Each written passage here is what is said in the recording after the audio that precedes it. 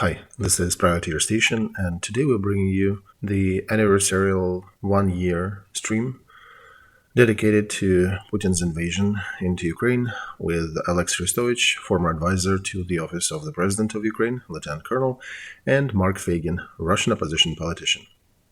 Enjoy.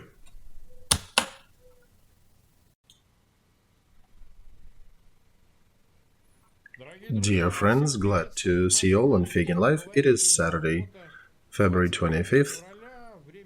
Time is 1 minute past 9 in Kiev, 1 minute past 10 in Moscow. We're doing our usual stream, but it is a special one. It's a 1 year anniversary, sad anniversary of that event. Olexiy, glad to see you here. So, is it the full 1 year? Well, yeah, the first stream we did was actually on the fourth day. 24th, when it started, there was no time. 25th, you were still very in the depth of it. So our first diary was on day 4. Yeah, the first 3 days were marked at least very, very busy, to put it kindly, but yeah, indeed, Olexiy, we did not. We started on the 4th, and I think we've been talking to you. I think it was the first night. I frankly do not even remember. How did we arrange that? Oh, nobody even knew how we're going to be doing it daily, weekly, as we can. We did not plan for anything, but it worked out like this. So today we did not give a number to that day, to that stream. We just said it's a 1 year stream and call it a 1 year marker. We'll discuss different news today, but we still want to reflect on the early days. Back then, when we started, could you imagine that this will last for a year? No, Mark, I was thinking that it likely will finish in September and October. And to mark it, that's when they started the mobilization. That's when they ran out of steam. And it was madness, in my opinion, because if they were rational politicians, they would have figured out that they couldn't achieve the goals militarily and would sit down and negotiate. But they escalated. So, militarily, they were actually running out in September and October, and they couldn't even hold their defense well, because that's when we took Kharkov region and the northern part back, and then that's when we took Kherson, and unless they would have thrown the mobilized to plug the holes in the front, everything would have been over pretty rapidly. Yeah, their front was very worn out at that moment. So you think mobilized actually indeed pull it through? Well, of course, they did play a role, and they created a possibility, an opportunity for what they're calling it now, their offensive. But the result doesn't change regardless of their participation.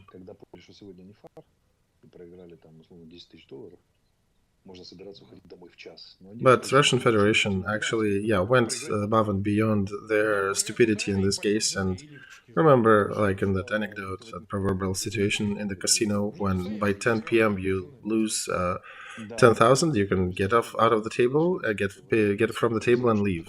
But they decided to stay till the morning to lose everything, including the jacket of their wife and the underwear and the house and everything else. So, Olexiy, did you have any enlightenment in those first 4 days, or did you have thoughts that you probably will not be able to hold, and the Kiev will fall? I'll tell you that my first serious concerns that I saw were in the evening of the 24th. I even recorded a video for that. With, to my kid, with a very definite flavor of, I don't know if you'll see me. And I told my wife, do not tell daughters. On the 25th, everything was really bad. And one needs to understand what was happening on the battlefront. and additional information that was pouring in still. On the 25th, it was when we approached Zelensky with some other people in his inner circle, and we suggested that we should probably start thinking how to deal with the possibility that we need to evacuate, because if we are handling and tied up in the street fighting, we cannot manage the front. And that's when he told us that one more discussion like that, and none of you will be working here. So we clarified, are we dying then here? He said, yeah, we're taking the last stand here. And then we went off to work. So 25th was hard. 26th was so-so, was still very difficult. By the end of it, or 27th, it was rather obvious that we get a little breather. But still, till about 8th or 10th of March, I could not exclude part of Kiev being captured. And then there was a story in the second half of March when they created another group of 17 battalion tactical groups and threw them to the left bank, and their task was to capture Bravary and the others. That's the famous video when the tank detachment was caught on the highway and was shot from a drone as we destroyed them. So it was a serious danger that they might capture left bank of Kiev. And there were explosions, we blew up some bridges. There were always warnings about the paratroopers descending here and there. A good thing that people did not know all these details. In the inner circle in the know, that looked pretty scary. And Russian command tried different ways to capture, to reach their goals. Many of them were rather hard for us to stand. And there were also days in the beginning of war when we had literally 5 shells per artillery system. And there were also other, of course, constructions that we could reach maybe 3 or 4 targets out of 17. And they actually had enough shells and they had enough reach to keep shelling us. And there are more things that were happening we cannot even discuss right now, probably after the war. So one needed to have enough health and mental acuity to continue doing that. That was pretty rough. All right, we'll talk more about the conclusions towards the end of it and the details. 160,000 are watching us, 41,000 click the like button. The usual ask, it's the annual stream. Please share that in your social media with your friends. Make sure those who need to see that do see it. And of course, subscribe.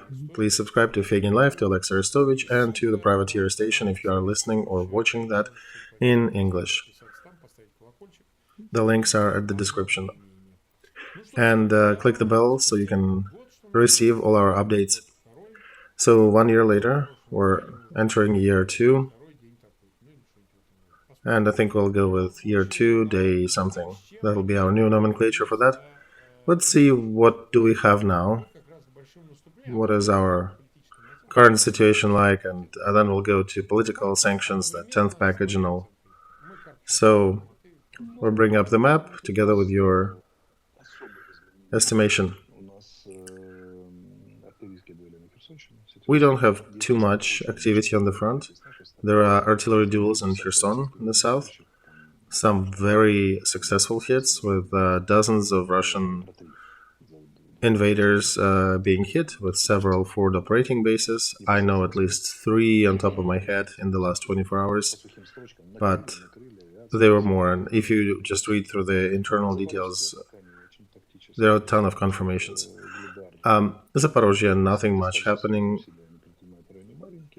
Ugledar, not much action at the moment. Marinka and Avdiivka, they are pushing significantly, but they're still failing.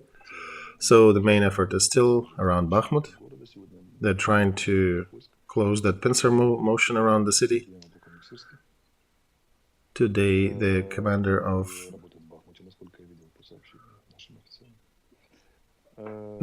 our ground troops, Syrsky, arrived to Bakhmut, and he's working from there, according to what I'm reading in our messages. So our foes' goal is simple. They want to encircle us there.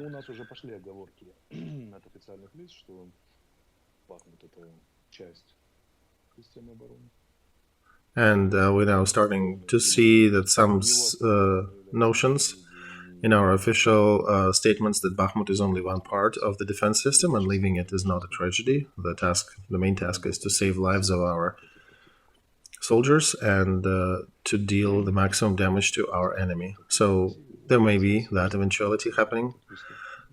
And then they're trying also to cut that finger that is sticking out on the north around Siversk area, the big protrusion you see now that is white, and they cannot succeed. They still, nothing much happening.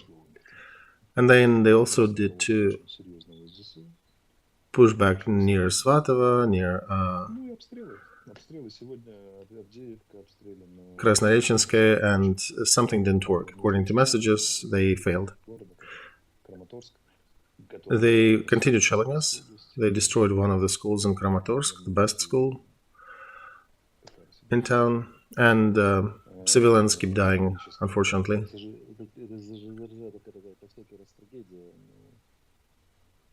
And it is a tragedy.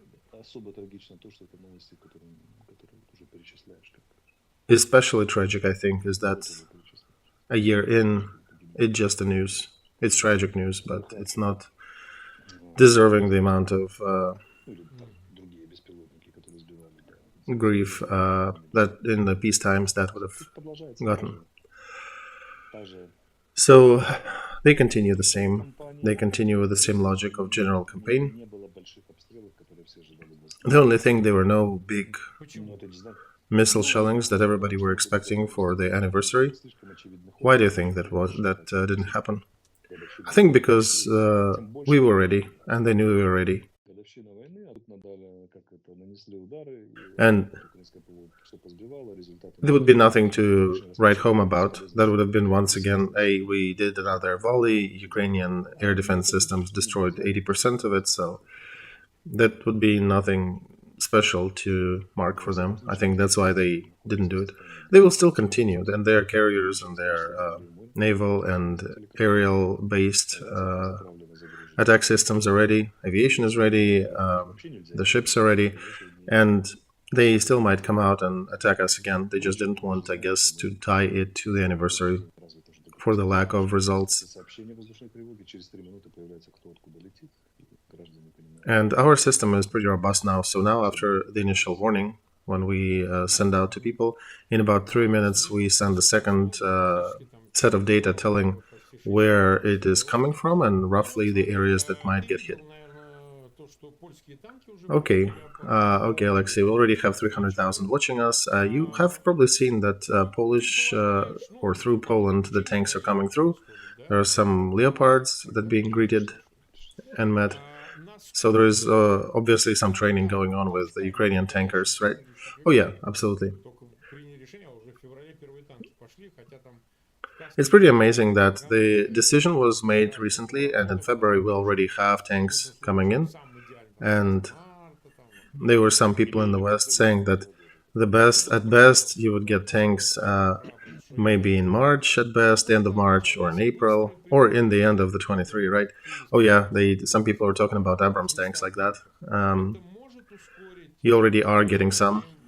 Do you think Biden's note that you guys are getting 700 tanks from the United States, that will expedite? I think it's a mix. It's going to be a mix of what they already supplied out of their new tanks and the new tanks coming. Altogether, it will be 700.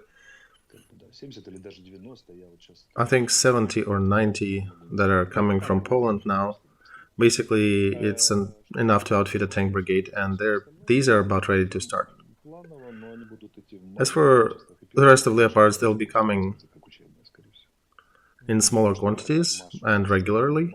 The first 4 machines will probably be used as training equipment to train our tankers, because, if you throw it to the battlefront, of course, locally it's good, but a little platoon of tanks cannot change the flow of war. But if they're used for training, and then later you can bring in dozens of those tanks to different parts of the front, that will eventually change it. So you can train on 4, when the 40 come, you can take 40 and settle them and go out. So who's also being trained across the border? Of course, the trainers, the ones who will be training our own tankers, and then the maintenance crews, people who are fixing, outfitting, repairing, doing the maintenance stuff. So it's a big effort. It's different groups of specialists getting the training right now. Okay, so about the possible counteroffensive. There were several interviews that appeared recently with Zelensky and Zaluzhny. And Zaluzhny mentioned Mariupol. I don't know if you saw that interview, but he said Mariupol. Mariupol is a iconic place in different aspects. Do you think he also mentions that to provoke and confuse the enemy as well? That he is saying exactly these things? Well, no. If you hit Mariupol, then you cut Melitopol off. You cut the railroad. You cannot supply the rest of the southern front, and that part collapses. They will be bringing by ship and by truck, but even their group in Crimea will be very weak. And for the third day in a row, we actually are somehow getting to Russian soldiers in Mariupol with whatever devices were hitting them. So usually Zaluzhny is pretty precise, and Zelensky as well. They do not promise things they cannot fulfill. So I think that's on purpose. So these missiles that we discussed, right now it seems that they're missile shells or missile munitions with an extended radius. Mark, it is difficult to be exact on this because it's not been released, and even if I know, I should not be describing. The main thing that it's flying over to 160 kilometers. This is very significant, right? You're basically reaching all the way to the sea. Generally so, yes. Basically, we can shell throughout the territory of whatever is occupied by Russia. So at least 2/3, right, you can reach of what they occupied, both in the south and on the east.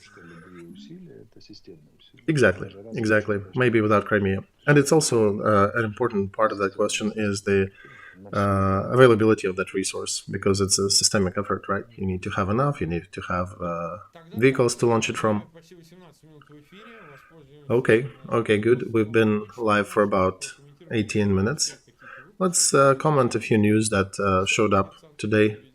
You've seen the 10th package of sanctions, a strong one, both in personalities and in some other aspects of it. And the day before, there were American sanctions as well.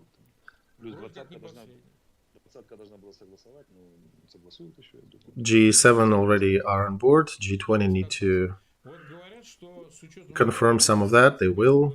So it's a cascading amount of sanctions. According to these sanctions, half of exports to Russia are getting hit with sanctions. So half of their imports are now sanctioned. That's significant, right?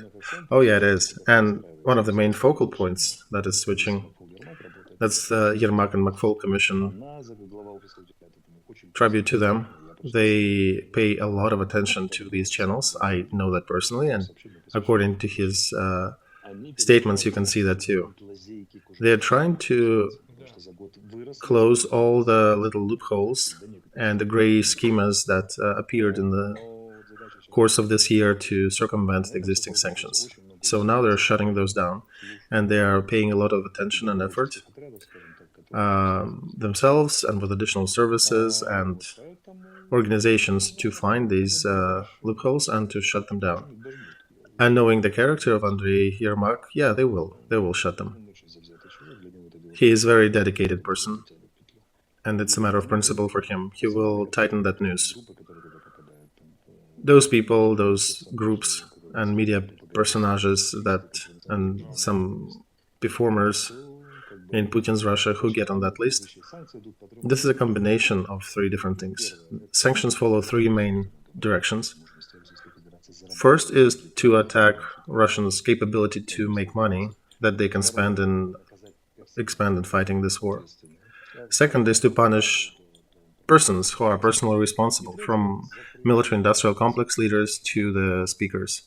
And the third is to close possible loopholes. And that is the main focal point of their effort. And these sanctions started to be so pervasive that some people are starting to push back, like Hungary is fighting against some sanctions, saying, well, do not punish these 4, please exclude these 15. These 2 companies need to be saved, don't put them in. And that tells you that the sanctions are hurting those who support Putin's regime. And that's another sign that even with Hungary, for example, trying to veto some decisions, European Union still finds ways to sanction those who support militaristic regime. And that was another development. What to do if, for example, in the consensual voting where everybody needs to be on board in order to make a decision. That was a big hurdle about 4 months ago, but they figured a way how to deal with it. So that's been an evolution for them too. All right, let's also go from sanctions to Chinese initiatives. We discussed that before it was published. And as a result, people were saying it was a Chinese strategy, trumpeted as, but as a result, it was not a plan. It kind of like the mountain gave birth to a sparrow. I would say it's Chinese position, to sum it up. It's not a plan. Turkey fell out of the loop with the negotiations process at their own volition, although Erdogan says that they're still open to participate, but right now they cannot do it. And China felt that they can step in and they can become a big, important intermediary. And that only happens when China understands that this war needs to be concluded, that this war has no perspectives. I think they understood that they cannot capitalize on this war. If it goes, maybe some anti-West rhetoric and a pluripolar world and different countries going different paths. But in general, what's important for us is that the general balance of this document is 55 to 45 in our favor. China is basing their statement on the territorial integrity of Ukraine, including Crimea. They're not even talking about the newly occupied stuff. They're even considering Crimea. So China believes Ukraine should be within the borders of 1991. Second, they are definitely against any nuclear rhetoric. This stance is a very good factor for us because Putin can blackmail the West, but he cannot blackmail China. His Chinese position is very important for Putin, and he cannot play with it. And the third is that Chinese showed their weak point. They're asked to not use one-sided sanctions, to not attack economy too much. And yes, that's sensitive to China because they still have Russia as the market and for their goods, and they're also facing their own internal problems. Their economy is 85% dependent on the international trade, and any sanctions, they provoke a lot of ripples in their economy. And since the social stress is pretty high in China because of the populational changes, COVID, and their internal policies about it. So that may start different things internally that they don't want to see, they'd like to avoid.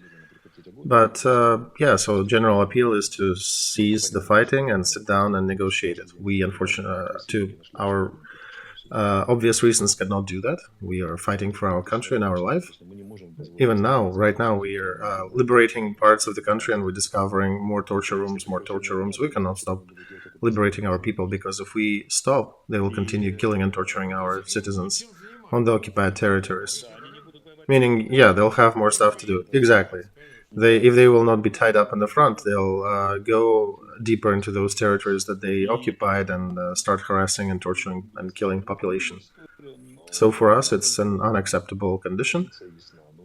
But in general, we understand that their position is clear, and of course, the country trying to become a negotiator or an intermediary between two, of course, cannot stand for war, right? They cannot appeal to let's continue fighting.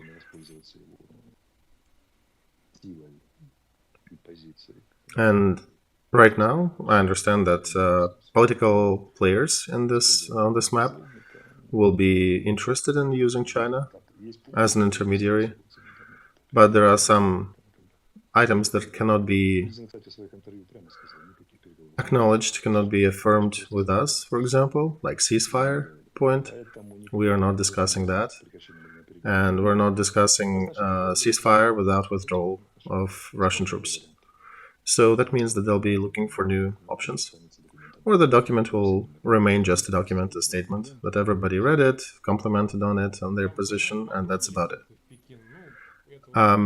You saw that Macron is flying to Beijing. We were discarding Lukashenko, that's less important, and Scholz is flying to India. So Macron flying to Beijing is not for nothing, right? Of course, there is a purpose behind this visit. European Union did warn China about possible shipments of armaments to Russia. And there were two other visits of Xi Jinping to Iran and possible visit to Moscow. So there is some activity happening in the background. And there are some rumors that China was going to send a test amount of armaments to Russia, and they were sternly warned against doing that. There is no reason for China to exchange the sale of, let's say, 100 UAVs to harsh sectoral sanctions, which will cause more ripples in their economy. So it is not in their interest to support war. And how can you claim the territorial integrity of Ukraine and then supply armaments to Russia, because that will be in direct juxtaposition? They're probably running in circles, running some intel campaigns around that, and they can maybe suggest that they might sell UAVs to Russia and get a better deal for some oil.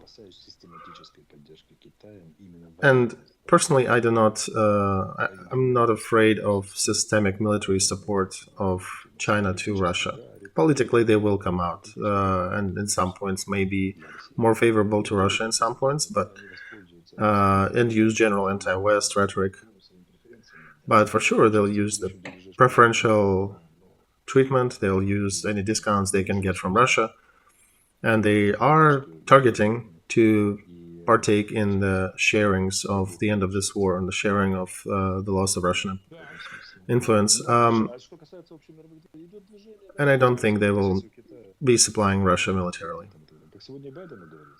And otherwise, things are looking not too bad. Even Biden made a slip today.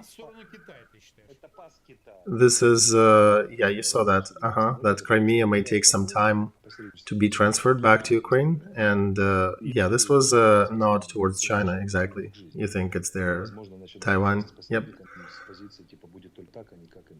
Well, that's how you start talking to intermediary, right? You cannot say, we're only doing this way and no, we're not taking any considerations. So he nodded to China and made a welcoming motion to discuss. And our citizens who may be worried about Chinese position, Chinese position is not about giving up our territories. Chinese position and American position right now are about actually getting the topic of discussion on the table. So they're trying to shepherd it to the table and get Russia to that to discuss. But in our favor, China is for our integrity and against use any of nukes. So that's already the most important aspects for us.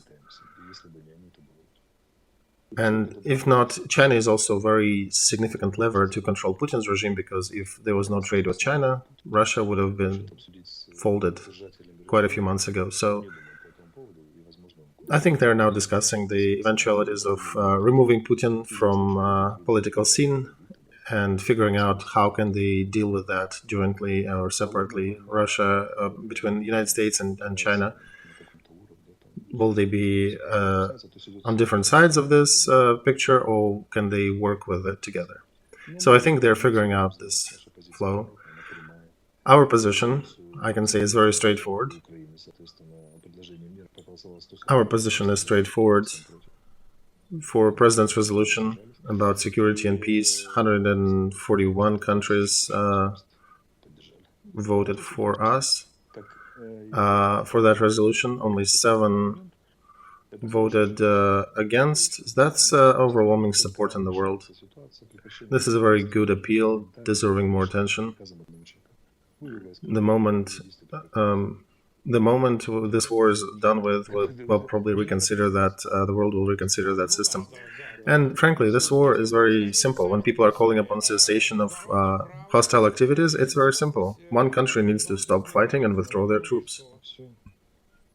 And yeah, international law defines the integrity of borders. So the appeals to stop the war should be directed at one person who can stop the war any day. And that's what they need to address. They need to point everything to Putin, because he's the only person who can put immediate end to this war. And this is a core part of that peaceful initiative that was supported by majority of United Nations countries. 32 minutes we've been live. 350,000 watching, 82,000 click the like button. Thank you for watching us. Thank you for joining the Jubilee or anniversarial stream. There's nothing happy about it, but we decided not to put day 365 or 366. 367 actually, to be precise. Yeah. So let's just call it 1 year. We did want to accentuate that stream, hence the difference in nomenclature. Once again, please subscribe to Feigin Live. I think we're missing 200 people to reach 2,070,000 subscribers. So some of you who are watching us now, find it within yourself to click that button, and you can do a good thing for us. You made a good supposition last week, actually, in one of the previous streams, about the artillery hunger that Wagner is experiencing. Today, there were some documents leaked from the Ministry of Defense in Russia. I wonder if somebody's fighting with Wagner, or maybe special services, the FSB is doing that. This was on one of the Telegram channels.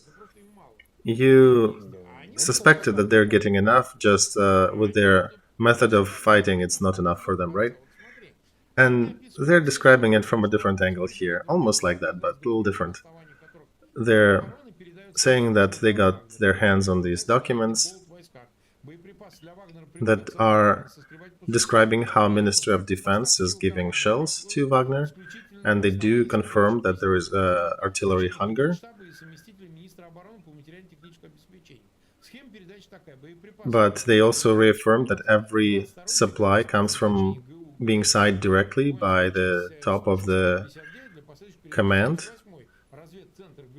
and they're given to the 22nd Brigade of special brigade, to be later transferred to 78th detachment. And at the beginning of February, after calculating, they figured that Prigozhin actually got too many people from prisons, so he depleted that resource, and he also, with his previous artillery acquisitions, depleted the stash of missiles with the Ministry of Defense, And the Minister of Defense had to put cap on that because Wagner was basically provoking artillery hunger for other detachments and other parts of the front. So they had to stop that, and now they're rationing it with everybody else. That's coming back to Wagner. It's important to discuss that some people are screaming, why the heck are we talking about Prigozhin and his pet troops? He himself positions himself as the main striking force on that Bakhmut direction, and it looks like they're not fighting well, so they're spending a lot of shells and mortar ammo inefficiently, or they're irrational, or they're fighting luxuriously. I guess I can use that. They're allowing themselves to. They were affording themselves the luxury of proper offensive. It's much easier to do any work when you shell your enemy with hundreds of and thousands of shells. And then it's easier to capture position. And then when generals in the Central General Command start looking into that, they're saying, oh, why the heck are we spending so much? And one needs to note that even with all these luxurious munitions supplies, which they had for most of the year, they were wasting, and the attrition of their people was horrible, so they were not fighting well. Now the privileged supply has dwindled, and they're feeling the hunger, same as other motorized infantry and paratroopers in the other parts of the front. Do they have to now do it without that support? And he actually stepped up in some polemics with the governors of different region in Russia, who basically told him go suck on you know what, and Prigozhin with a lot of pathos answered that, oh, I'm defending the motherland, and you know what I'm done here, you'll get yours too. So Prigozhin is feeling the stress. Minister of Defense has seen people like Prigozhin before, and they're working with numbers, so they are also building up their position, and they're saying, look, we've supplied them with enough ammo, with more than enough ammo, and they actually stockpiled them or they wasted them ineffectively. Whatever we supplied did not help us to achieve the goals much with their use. And now the third is that we know that the other detachments do not have enough shells, and we don't know how much Prigozhin troops still have in their warehouses, because according to different reports, it's a murky zone. We have no confirmation that they're actually out of ammo. So we know they've been stockpiling some before. So while investigating that, yeah, they are feeling some hunger because we are redirecting the supplies to different military detachments. I would say Prigozhin troops needed to record more videos with shooting the portraits of the officers and generals of Central Command. You know, that is a very smart idea if you want to get more ammo, right? Satirically. Exactly, Olexiy. And frankly, Mark, even if that story is completely invented, if it is a fake story with the documents and everything, if that was a fake leak, that's also a signal. That's basically a message to Prigozhin and his troops, where they are and how they are valued. And if it's a real leak, well, that kind of underlines everything that he was screaming about. Okay, 360,000 watching us, 91,000 click the like button. We remind you that we would be glad to have you as new subscribers. And I do want to once again reiterate, Mark, to our viewers that one like during the stream leads to 10 more people seeing the ad, seeing that stream in their dashboard. I wonder why only 1 out of 4 is clicking that like button. Are you guys waiting till Putin's regime topples to click that button? Because supposedly you're trying to unite, you're trying to push back against, you're trying to resist to what Putin is doing, but on the background of the like that he did not click, that's kind of not smart strategy, right? So my only question here would be, right, you're against all that, but did you at least click the like button? This is the simplest thing. It's not even, it costs you nothing. People, why? You need to help us push that stream further out. It needs to reach more people. Each click that you do brings 10 more people to the table.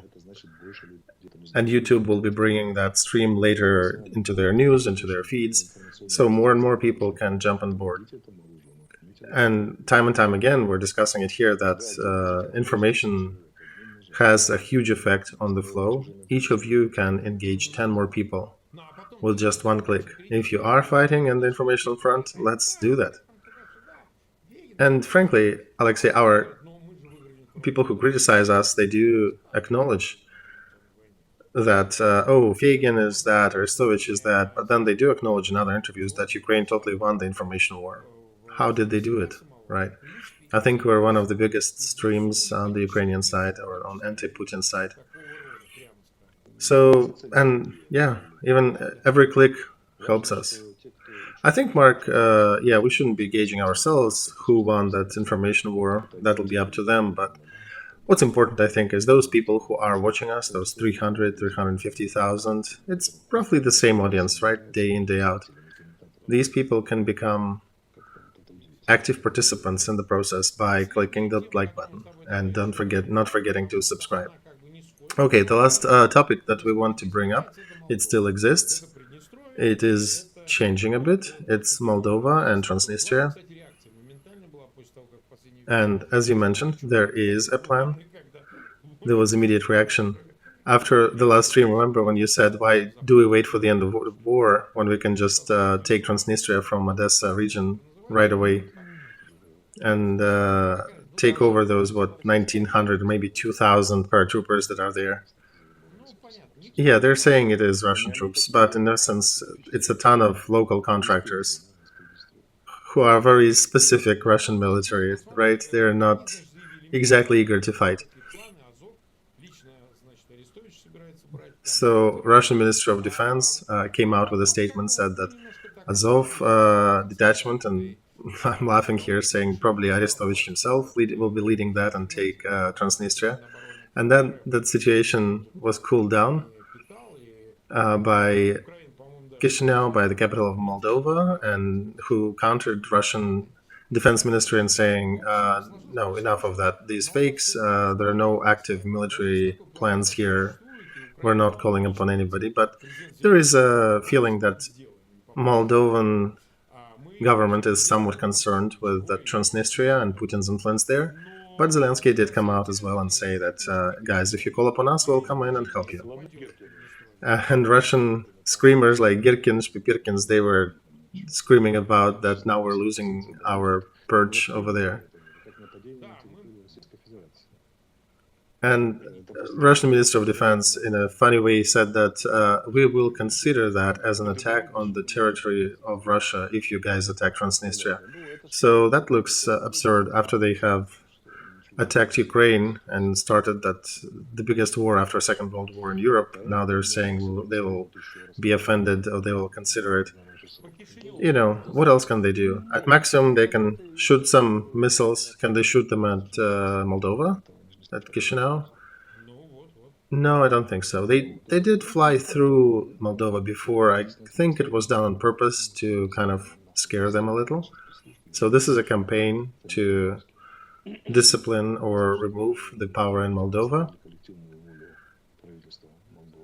And we see that government of Moldova, Ukraine, and Biden also supported and said that Moldovan territorial integrity is another question that is not for discussion.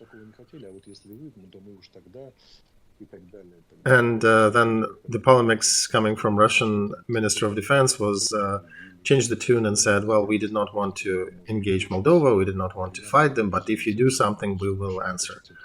We will respond in a proper fashion. So they're somewhat de-escalating that area. Ukraine, together with United States, you can think, helped to call the possible development in Moldova in Russian favor, so that Russian aspirations would not come to fruition.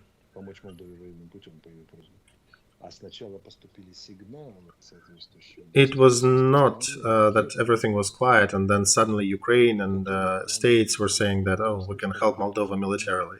No, there were other leaks, there were other stirrings happening there that Transnistria and Russia are trying to coordinate, and there are some attempts to topple the existing government in Moldova as under the pretense of the opposition uprising.